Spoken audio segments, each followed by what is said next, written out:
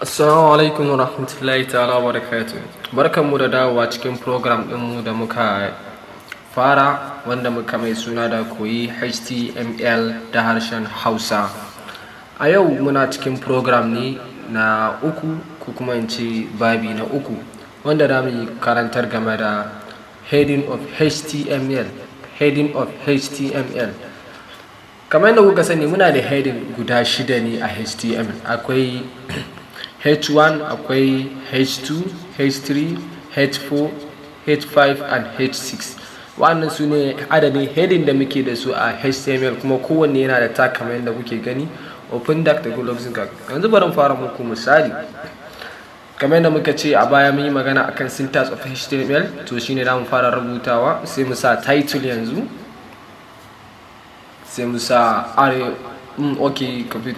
sai mu da shi, let's say Arewa Computer Web Dev.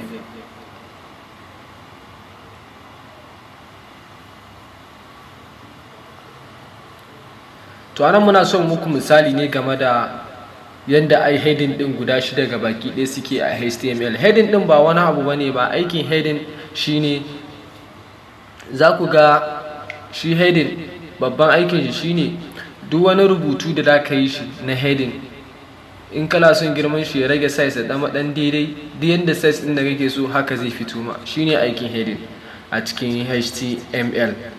Kuma heading din kar ku manta guda shida ne heading din HTML. Guda shida ne heading din HTML. Bai taba wuce guda shida. So mun idan kuka duba za ku ga da mu nuna muku idan muka ƙara ya wuce shida yaya zai kasance a heading din. Heading guda shida ne, idan ya wuce shida ya tashi daga heading zai koma wani kuma abu daban. Yau yanzu mu ci gaba da practical ɗin, za ku ga yadda yake. Body,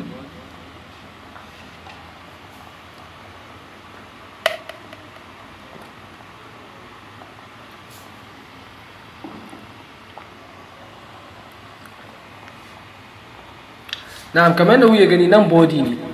Body din nan kamar da na yi bayani a baya shine screen din nan fari da kuke gani, shine body. Shine body da muke amfani da shi.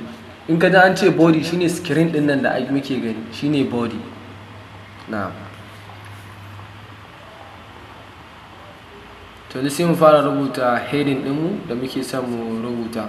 Like mu fara da H1, open tag na H1.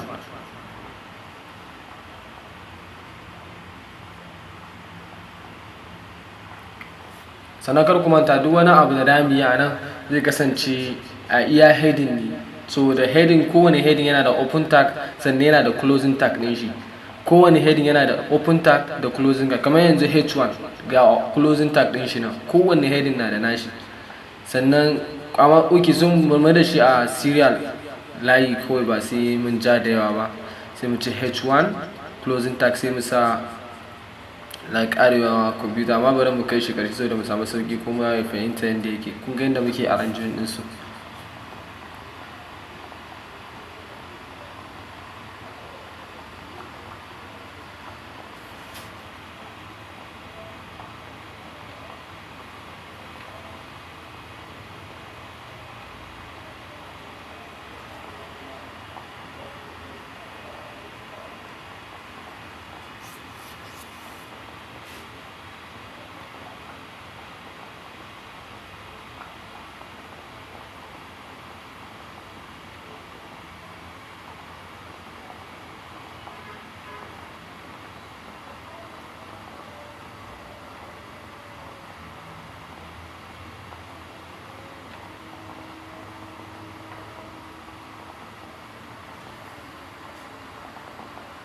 Na'am, kamar yadda kuke gani yanzu ga shi mun zo ƙarshen heading ɗinmu shine H6.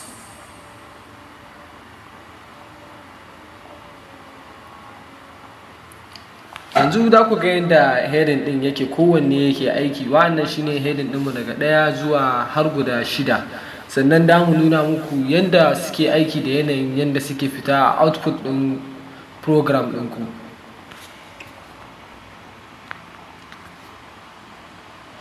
Yanzu kun ga da na sa H7 case, da ku ga yayi ja, alamun cewa babu wani tag, ba wani element da yake nuna cewa akwai wani heading heading 7 a cikin HTML, bai da wani heading na 7.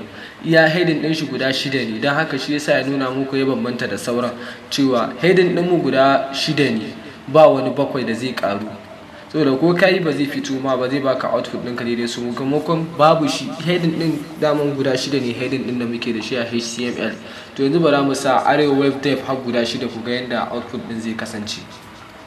Heading 2, sai 3, sai 4, sai 5, sai sannan kuma na ƙarshe shine 6.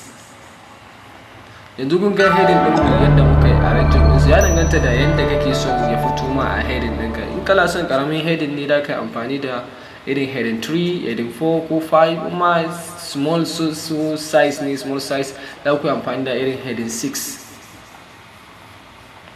Yanzu kamar yadda muka yi sai mu refresh. Yawwa, to kun ga yadda suke fitowa. Ga heading 1 shine na farko, heading 2 na biyu, haka har zuwa 6. To wannan shine a web page ko kuma da ake hadawa.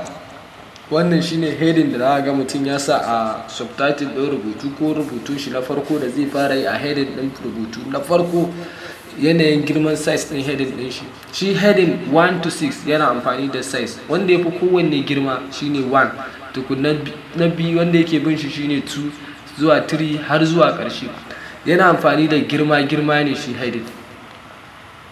To an da mu tsaya, ku cigaba da bibiyar mu a YouTube channel ɗinmu domin samun mu tutorial da kuma ƙarin bayani da yadda da ku gabatar da abubuwanku da kuma running ɗin program ɗinku cikin sauƙi, da yadda za ku yi abubuwan program ɗinku ya fita completely ba tare da wata matsala ba. A program ɗinmu na gaba insha Allahu rabbi za ku ga yadda ake fara running ɗin coding ɗin HTML. Wannan duk muna muku introduction ne, ba a zo cikin ainihin abin da ya kamata ku fara gane wanda da ku ga kula practical sosai ba. Wannan just duk ala nuna muku ne a heading yadda da ku dan zo gurin ya zo muku cikin sauki. Sai mun kasance da ku a sati na gaba.